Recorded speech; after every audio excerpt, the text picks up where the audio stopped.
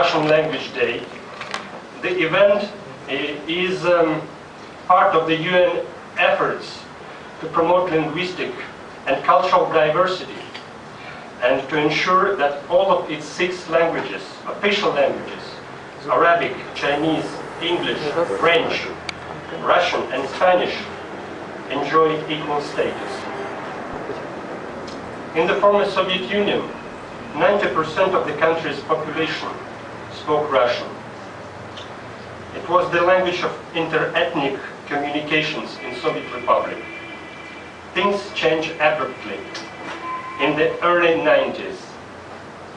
The newly independent post-Soviet states, pushed by their desire to dissociate themselves from Moscow, did all they could to restrict the use of Russian. As a result, you would hardly find anyone younger than 35 years old in the rural districts, for example in Moldova or Uzbekistan, the former Soviet republics, who could speak even a little bit of Russian. However, as economic and trade ties between the Soviet Russian republics grew larger and deeper, it became clear that there was no better ways of communication than Russian. Symbolically, the United Nations Russian Language Day coincides with the birth date of the famous Russian poet Aleksandr Pushkin, who made an enormous contribution to Russian poetry and to the Russian language in general. Aleksandr Pushkin was a Russian author of the Romantic era, who is considered by many to be the greatest Russian poet and the founder of the modern Russian literature.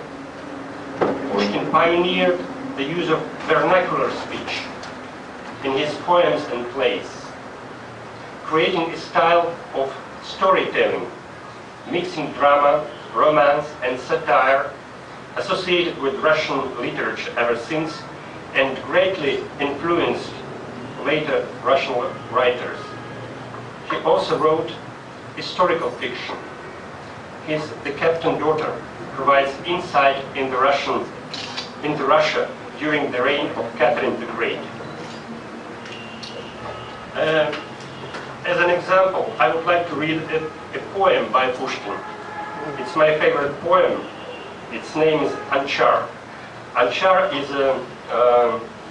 a tree which grew in Caucasus. It's a poison tree. So listen. Anchar. In desert, withered and burned, on ground that is dry and sultry, Anchar, alone in the world, stands like an awful, silent sentry. The nature of the thirsty land has borne him on the day of terror, and flesh of roots and boughs, dead, was filled with venom, blood forever. The poison oozes through his bark and melts at noon in beams from heaven, and thickens in the evening dark, a tar transparent, wan and heavy.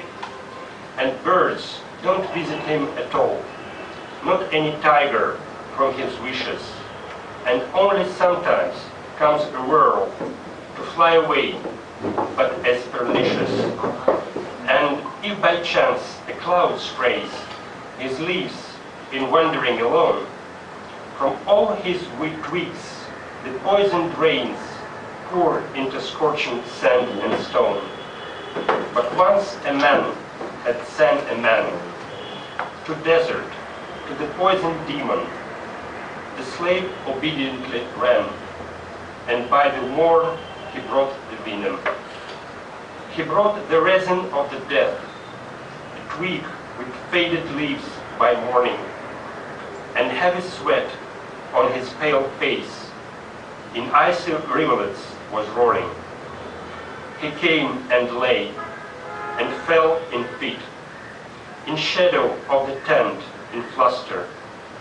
The slave had died by the feet on his inexorable master. prince immediately breathed the evil tar into his arrows and sent with them the poisoned death to alien lands, the lands of neighbors. It's a very sad piece of work.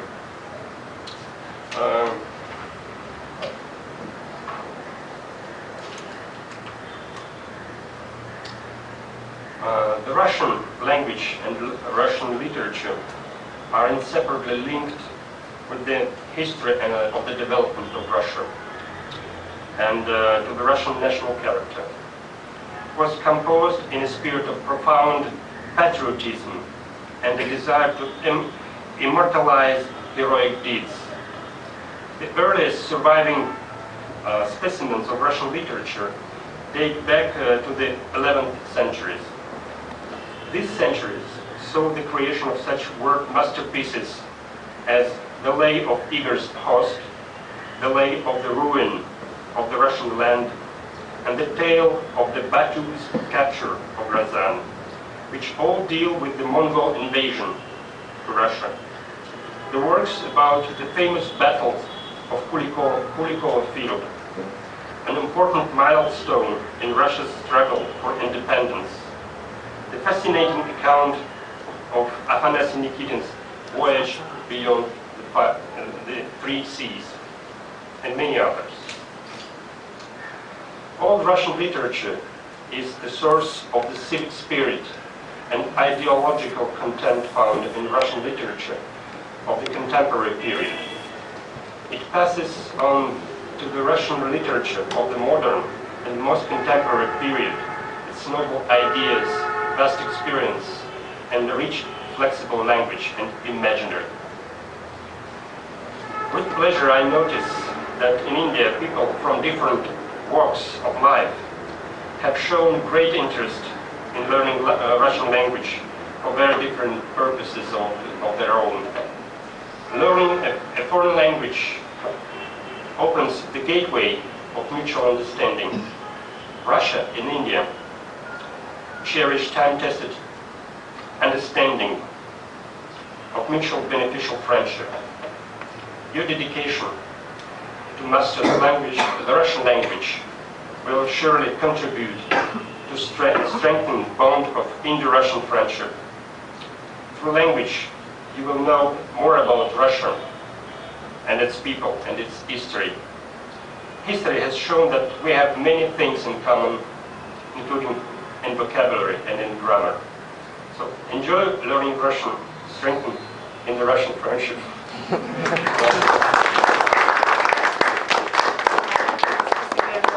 I'm sorry, I forgot.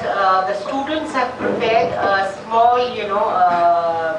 badge for the Days of Russian Language. So I would request you to pass it on and you can give it to Mr. Simro and go and give it to everybody who give it to Mr. So one more thing, if you can read Pushkin's original version, even like Russian. Yes, we have an original. You would like to listen in Russian? Yes. We are here for Russian. But the vocabulary is very complicated, But at least it will be especially for the beginning. Yes, we can have the sound and the...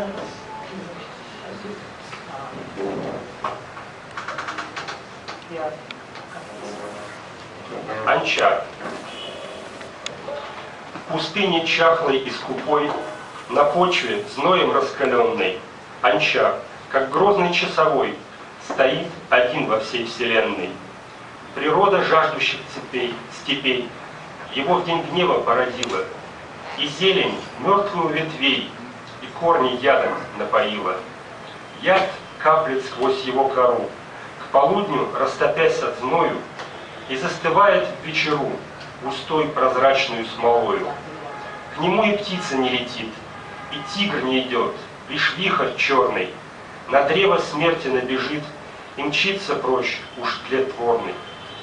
И если туча оросит, блуждая лист его дремучий, с его ветвей уж ядовит стекает дождь в песок горючий. Но человека человек послал к Анчару властным взглядом, и тот послушно в путь потек, и к утру возвратился с ядом.